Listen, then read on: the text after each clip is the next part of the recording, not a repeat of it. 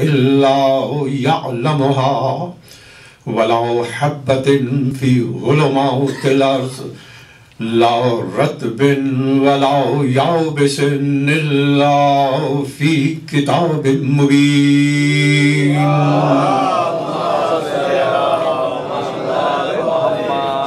گرامی مرتبت معزز سامعین کرام، میری بہنیں اور یوتھس جو اگرچہ کہ نظر نہیں آ رہے مجھ کو مگر بچیاں بیک گراؤنڈ میں، عزیزان محترم، یہ تیسری مجلس ان 4 مجالس سے عشرہ اربعین میں سے، اور پہلی 2 مجلسیں میں نے پہلی مجلس میں سیر حاصل گفتگو کی مصطفیٰ بندوں پر، اور کل کی مجلس کا اختتام ہوا مجتبی بندوں پر، اور آج کی مجلس پہنچے گی مرتضی بندوں پر. درود پڑھ دیں محمد والے محمد.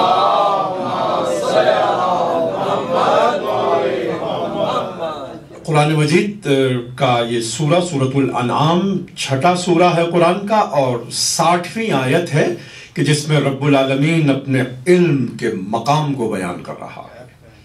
اِنْدَهُ مَفَاتِحُ الْغَیْبِ، اسی کے پاس غیب کی کنجیاں ہیں، اسی کے پاس غیب کی چابیاں ہیں.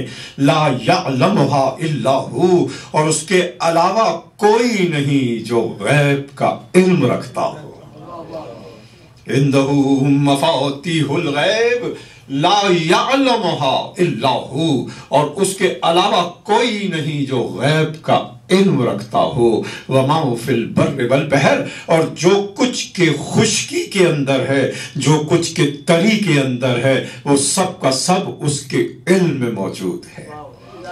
وما تسقط من ورقۃ الا یعلمها، کوئی درخت کا پتا ٹوٹ کر نہیں گرتا مگر یہ کہ وہ علم الہی میں آ جاتا ہے. اسی کے پاس غیب کی کنجیاں ہیں، اور جو کچھ کے بر و بحر میں ہے وہ سب کا سب اس کے علم میں ہے. کوئی درخت کا پتا نہیں ٹوٹ کر گرتا مگر یہ کہ وہ اس کے علم میں آ جاتا ہے. وما حبۃ ولا حبۃ فی ظلمات الارض، اور کوئی بیج زمین کی تاریکی میں نہیں بویا جاتا مگر یہ کہ وہ اس کا علم رکھتا ہے. اگر وہ بیج کے بوئے جانے کا علم نہ رکھے تو وہ کون ہے کہ جو ایک بیج کو تناور درخت سے بدل دیتا ہے.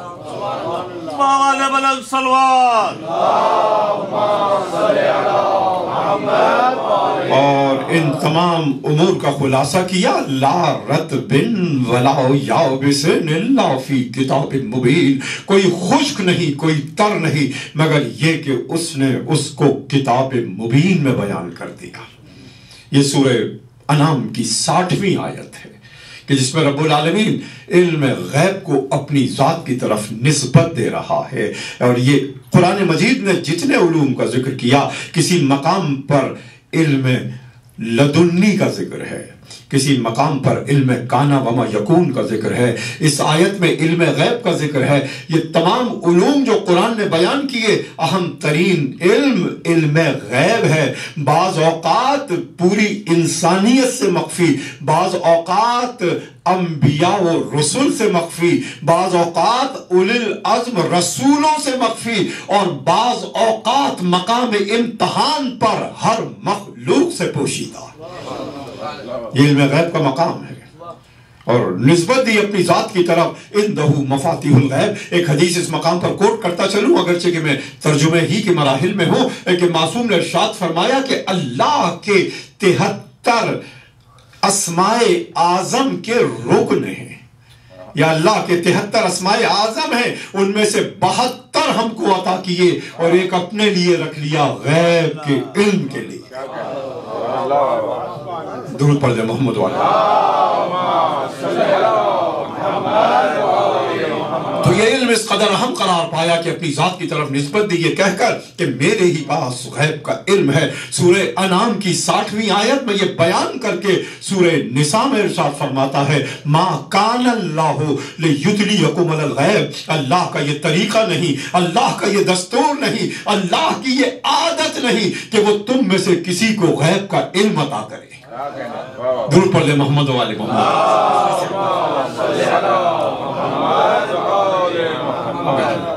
مجھے ذرا سی دقت ہو رہی ہے آپ کو تخاطب کرتے ہوئے، درود پڑھ دیں محمد والے ما کان اللہ لیطلعکم علی الغیب، اللہ کا یہ طریقہ نہیں، اللہ کا یہ دستور نہیں، اللہ کا یہ اندازہ نہیں کہ وہ تم میں سے انداز نہیں کہ وہ تم میں سے کسی کو غیب کا علم عطا کرے، ولکن اللہ یجتبی من رسلہ من یشاء، ہاں جب اللہ چاہتا ہے کہ وہ کسی کو غیب کا علم عطا کرے، اپنے رسولوں میں کسی کو مجتبی قرار دیتا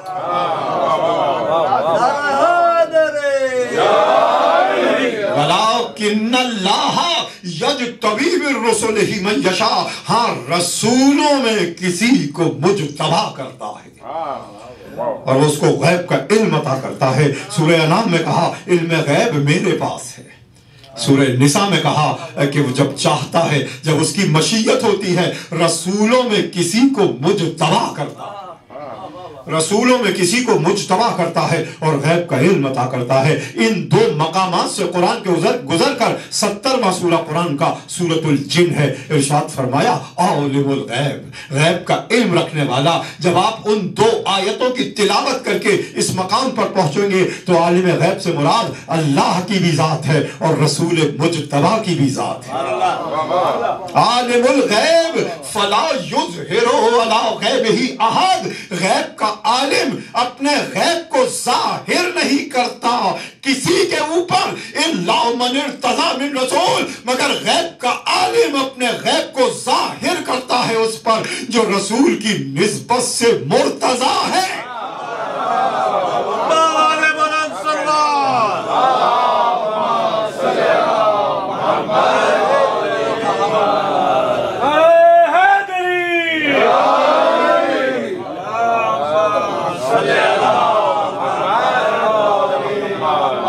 سورۃ الجن کی آیت ہے عالم الغیب، غیب کا علم رکھنے والا، فلا یظہر علی غیبہ احد، اپنے غیب کا اظہار کسی پر نہیں کرتا، الا من ارتضی من رسول، مگر وہ جو رسول کی نسبت سے مرتضی ہے۔ ابھی میں نے آیت کی مکمل تلاوت نہیں کی، اس مقام پہ میں رک رہا ہوں۔ یہ 3 آیتیں آپ کے سامنے ہیں اور تیسری آیت کا یہ حصہ آپ کے سامنے ہے۔ عزیزان گرامی، علم جب مصدر غیب میں تھا، اللہ کے پاس تھا، سب کے لیے غیب تھا، رسول مجتبی کے لیے بھی غیب تھا، مرتضی کے لیے بھی غیب تھا، اور جب مصدر غیب سے قلب رسول پر آیا، رسول کو شہر علم بنا دیا۔ جب قلب رسول تک آیا، رسول کو شہر علم بنا دیا، اور جب قلب رسول مجتبی سے مرتضی تک گیا، علی کو شہر علم کا در بنا دیا۔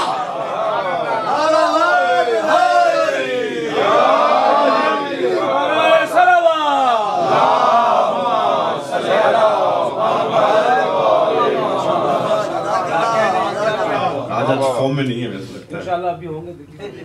درود پڑھتے محمد والے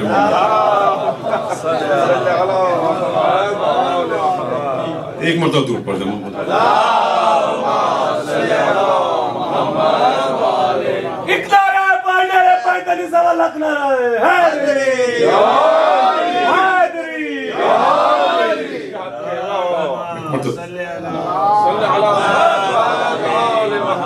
مومنین کچھ داخل ہوئے، 2 لفظوں میں ابھی تک جو میں نے گفتگو کی، سورہ انعام کی 60ویں آیت کو پڑھا جس میں رب العالمین نے اپنے غیب کی تعریف فرمائی، علم غیب کی تعریف فرمائی، اور یہ کہا کہ میرے علاوہ غیب کی چابیاں کسی کے پاس نہیں۔ اور سورہ انعام میں، سورہ نساء میں ارشاد فرمایا کہ جب وہ چاہتا ہے کہ کسی کو غیب کا علم عطا کرے، رسولوں میں کسی کو مجتبی کرتا ہے۔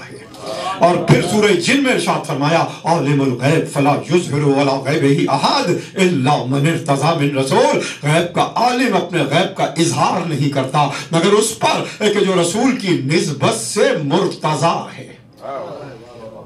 اب آگے بڑھ کر قرآن مرتضی کی ڈیفینیشن دے رہا ہے، مرتضی کو ڈیفائن کر رہا ہے۔ فَإِنَّهُ، یہ جو مرتضی ہے، یسلکو من بین یدیہ ومن خلفہ رصدا، یہ جو مرتضی ہے یہ علم کی ایک سپلائی رکھتا ہے، یہ جو مرتضی ہے یہ علم کی ایک رصد رکھتا ہے، یہ علم کا ایک تسلسل رکھتا ہے، اپنے پیچھے بھی رکھتا ہے، اپنے آگے بھی رکھتا ہے، رسول مجتبی سے علم کو لیتا ہے اور ذریت طیبہ میں علم کو منتقل کر دیتا ہے۔ یہ مرتضی علم کی ایک سپلائی اور رصد رکھتا ہے۔ فَإِنَّهُ يَسْلُكُ سلک ہے، سلک تسبیح کے دانوں کی طرح سے پرا ہوا سلسلہ، فصل نہیں ہے اس مقام پر، فصل نہیں ہے اس مقام پر۔ يَسْلُكُ مِن بَيْنِ يَدَيْهِ وَمِن خَلْفِهِ رَصَدًا، یہ مرتضی ایک علم کا سلسلہ رکھتا ہے، اپنے آگے بھی رکھتا ہے، اپنے پیچھے بھی رکھتا ہے۔ اس مقام پر یہ آیت ختم ہوئی اور اس کے بعد آخری آیت ہے سورہ جن کی، وہ میں ابھی تلاوت نہیں کروں گا۔ کنوز المعجزات سید قطب الدین راولندی 1000 سال پہلے بڑے اسکالر گزرے، ان کی کتاب معجزات ائمہ پر یا ان کے علوم پر، وہاں سے ایک نادر روایت کو کوٹ کر رہا ہوں اور اس یقین کے ساتھ کوٹ کر رہا ہوں کہ غالباً ذیل انسانوں کو چھوڑ کر، ہمارے مولانا عابدی کو چھوڑ کر، اکثر لوگ شاید پہلی دفعہ اس کو سماعت فرمائیں۔ عزیزان گرامی، سید قطب الدین راولندی نے اپنی کتاب کنوز المعجزات میں لکھا یہ دو راوی ہیں، ایکچولی یہ دو راوی شاگرد ہیں ابو حنیفہ کے، قاضی ابو یوسف اور محمد ابن حسن شیبانی۔ محمد ابن حسن شیبانی کی کچھ کتابیں آج تک سروائیو کر رہی ہیں جو ان کے پاس امام محمد کے نام سے موصوف مشہور ہے۔ عجیب و غریب بات یہ ہے کہ سید شباب اہل الجنہ کے ساتھ میں مسلسل ان کی کتابیں دیکھتا ہوں، حضرت حسین لکھتے ہیں، اور جس کے لیے چاہیں جو چاہیں امام کم از کم ضرور لکھ دیتے ہیں۔ اس کے معنی یہ ہے کہ ان کو خطرہ ہے حقیقی امامت سے، حقیقی امامت سے خطرہ۔ یہ دونوں بیان کرتے ہیں، محمد حسن ابن شیبانی راوی ہے کہ ہم بغداد کے زندان میں پہنچے، ایک ساتویں امام باب الحوائج امام موسیٰ بن جعفر الکاظم علیہ السلام، پیچھے کے مومنین کو دقت تو نہیں ہے ورنہ میں پھر دوبارہ اسٹیج پہ چلا جاؤں گا کرسی کو لے کے، ٹھیک ہے؟ ہاں ضرور پڑھیں محمد۔ ہم پہنچے زندان شام بغداد امام کی زیارت کو یا عیادت کو۔ یہ دونوں راوی ہیں، قاضی ابو یوسف کہ جس نے واقعی ہارون رشید کی من مانے فتوے جاری کر کے فقہ حنفیہ کو پروان چڑھایا۔ اور ایک روایت اس مقام پہ کوٹ کرتا چلوں، یہ ابو حنیفہ بیٹھے تھے امام کی محفل درس مجلس علمی میں، اور امام گفتگو کر رہے تھے ہدہد کے اوپر، جس کا قرآن میں ذکر ہے، ہدہد کے اوپر، اور امام نے ارشاد فرمایا جیسے فقہ کے حلال و حرام مسئلے نہیں، یہ وہ امام ہیں، اگر ان کے امام ہوں گے جو نام لکھتے ہیں تو صرف قیاسی فقہ کے مسئلے جانتے ہوں گے، اور یہ وہ امام ہیں کہ جو کائنات کے علم نہ صرف جانتے ہیں، ان کے سامنے علم حضور کی کیفیت میں رہتا ہے، علم حضوری رہتا ہے۔ امام نے ارشاد فرمایا کہ ہدہد کو اللہ نے یہ صلاحیت بخشی کہ ہوا میں اڑتے ہوئے انڈر گراؤنڈ واٹر کو دیکھ لیتا ہے، زیر زمین پانی کو دیکھتا ہے۔ یہ سنا امام سے، ابو حنیفہ نے ہنسنا شروع کیا، مذاق اڑانا شروع کیا۔ کہا کوفے کے فقیہ کیوں ہنس رہے ہو؟ کہا کہ آپ نے کہا کہ ہدہد کی آنکھوں میں صلاحیت ہے کہ انڈر گراؤنڈ واٹر کو دیکھتا ہے، اور زمین پر جو شکاری کا جال ہے وہ نظر نہیں آتا، آ کے پھنس جاتا ہے، اور انڈر گراؤنڈ واٹر کو دیکھتا ہے۔ جب امام نے سنا تو صرف 2 لفظ کہے امام نے، اولین و آخرین کا علم جمع کر دیا، اولین و آخرین کا علم جمع کر دیا۔ کہا اذا نزل القدر اعمی البصر، جب اللہ کی قضاء و قدر نازل ہوتی ہے آنکھیں نابینا ہو جاتی ہیں۔ درود پڑھیں محمد و آل محمد۔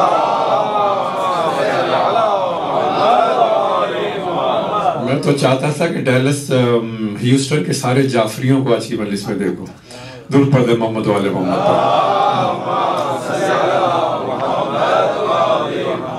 میرے پرانے دوستوں کی محبتیں ہیں۔ عزیزان گرامی، یہ دونوں راوی کہتے ہیں کہ ہم گئے زندان بغداد اور بیٹھے تھے امام سے، ہم گفتگو کر رہے تھے کہ داروغہ جیل آیا، کہا کہ میں جا رہا ہوں، شام کا وقت ہونے والا تھا، آپ بتائیں اگر آپ کو کوئی ضرورت ہو تو کل میں واپس آؤں گا، جو آپ کو ضرورت کی کوئی شے ہے تو میں لیتا ہوں۔ امام سے کہا، امام نے ارشاد فرمایا کہ اللہ نے اپنے فضل سے ہمیں غنی کر دیا ہے، کبھی ہم نے مخلوق سے سوال نہیں کیا، اور آہستہ سے امام نے ان دونوں سے کہا کہ مجھے تعجب ہے کہ میرے لیے کل چیزوں کے لانے کی بات کر رہا ہے اور یہ نہیں جانتا کہ آج اس کا انتقال ہو جائے گا، آج رات یہ مر جائے گا۔ محمد ابن حسن شیبانی کا بیان ہے اور قاضی ابو یوسف دونوں اٹھ کے کھڑے ہوئے، کہا فرزند رسول ہم تو سمجھتے تھے صرف کہ آپ حلال و حرام جانتے ہیں، آپ نے علم غیب میں دخل دے دیا، آپ نے علم غیب میں دخل دے دیا۔ اب دونوں باہر نکل آئے زندان سے، مگر بیان ہے ان دونوں کا کہ یہ لفظ اس نے کہے ہیں کہ جو صادق کا بیٹا اور فرزند ہے۔ محمد ابن حسن شیبانی کہتے ہیں کہ میں نے ایک آدمی کو متعین کر دیا داروغہ جیل کے دروازے کے اوپر، کہ صبح کا وقت ابھی صبح ہوئی نہیں تھی کہ آیا، پکارتا ہوا دق الباب کیا کہ نہ کہا کہ شور کی آواز آئی اس کے گھر سے، میں گیا پوچھا تو ناگہانی طور پر اس کا رات میں انتقال ہو گیا۔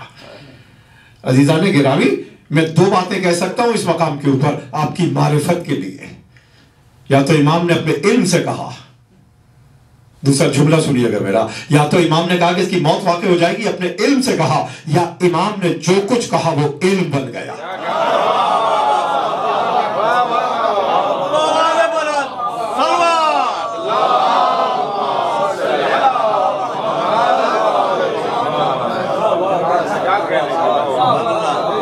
یہ وہی ہے نا گھرانہ کہ صادق بھی ہیں، صدیق بھی ہیں، صدیقہ بھی ہیں۔ بچوں سے اگر کہہ دیں کہ تمہارے کپڑے کل درزی لے کر آئے گا، درزی لے کر آئے گا، یہ نہیں کہ درزی کے پاس گئے ہوئے ہیں، یہ ذرا سی غفلت ہے جو لوگ یہ کہہ دیتے ہیں، اس وقت تک نہیں گئے تھے، کہ تمہارے کپڑے درزی لے کر آئے گا۔ اور صبح کو وہ فرشتہ جو آسمانوں میں رضوان کہلاتا ہے جب سیدہ کے دروازے پر آیا تو پوچھا کون ہے؟ کہا حسنین کا درزی ہوں، حسنین کا درزی ہوں۔ یہ وہ بندے ہیں طوفہ انہی کے گھر کا حدیث قصہ حضور۔ یہ چاروں مصرے سن لیں، بلکہ اس کی بیت بھی سن لیجئے گا۔ طوفہ انہی کے گھر کا حدیث قصہ حضور، ان کی عطا ہے جو پڑھتے ہیں ہم دعائے نور، ان کی عطا ہے جو پڑھتے ہیں ہم دعائے نور۔ دو مصرے عجیب و غریب معرفت کی شان رکھتے ہیں۔ اس در پہ درود پڑھتے محمد والے، ان کی عطا ہے جو پڑھتے ہیں ہم دعائے نور، اس گھر میں ایک چراغ کی مانند ہے برق طور، اس گھر میں ایک چراغ کی مانند ہے برق طور، اس در پہ سجدہ ریز ہے کونین کا شعور، اس در پہ سجدہ ریز ہے کونین کا شعور۔ بیت الشرف یہی ہے، شریعت انہی سے ہے، بیت الشرف یہی ہے، شریعت انہی سے ہے، اللہ کے سارے ناموں کی طاقت انہی سے ہے۔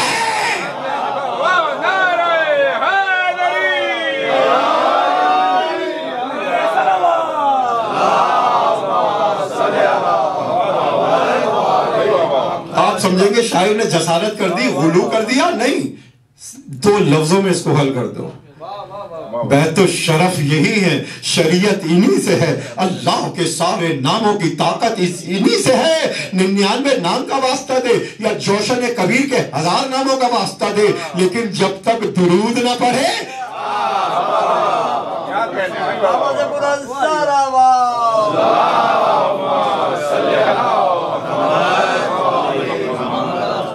تو کہا کہ اس نے آ کے بتایا کہ اس کا رات کو انتقال ہوا۔ محمد ابن حسن شیبانی کا بیان ہے کہ میں گیا دوڑ کر قاضی ابو یوسف کے پاس، کہا چلو پھر زندان بغداد چلو۔ دونوں بغداد کے زندان میں آئے اور درود اور صلوات پڑھتے ہوئے امام کی خدمت پہ آئے۔ کہا فرزند رسول ہم تو صرف یہ جانتے تھے، یہ اس مقام کو سنانے کے لیے میں نے آپ کو زحمت دی۔ کہا فرزند رسول ہم تو صرف یہ جانتے تھے